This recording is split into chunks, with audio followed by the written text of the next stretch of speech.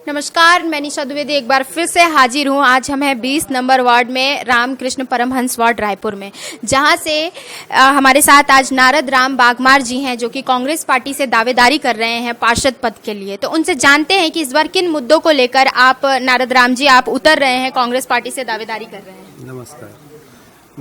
Main मुद्दा है बिजली, सफाई, नाली बहुत गंदगी रहता है, वहाँ के वार्ड वासी बहुत परेशान रहते हैं और सुलभ जो शौचालय वह बहुत गंदगी रहता है।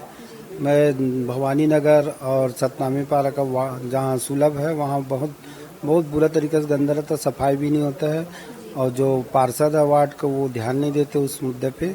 हम लोग बहुत सारे लेटर वेटर लेके भी गए वहाँ पे, लेकिन वो अनदेखा कर देते हैं। और दूसरी बात है कि बहुत अभी भी निराशी जो बुजुर्ग लोग हैं उसको निराशी नहीं मिलते हैं। बुजुर्ग लोग बहुत परेशानी का सामना करना पड़ता है।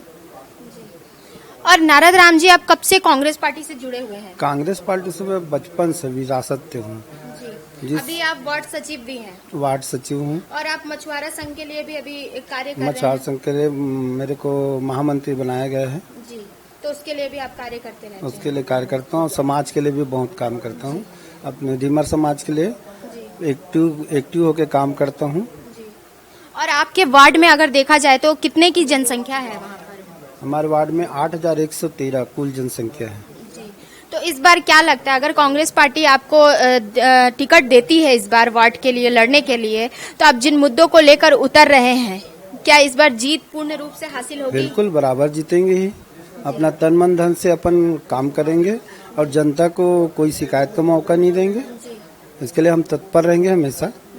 वार्ड के लिए आप अभी कार्य करते रहते हैं, उन कार्यों के बारे में अगर बात की जाए तो अभी तक वार्ड का कार्य अपन घर बस्ती मोहल्ले घर घर घूमते हैं, लेकिन वार्ड में जो प्रीतम सिंह ठाकुर वार्ड का जो अपना पार्षद है वो ध्यान नहीं देते हैं और पब्लिक जनता बहुत परेशान है उससे।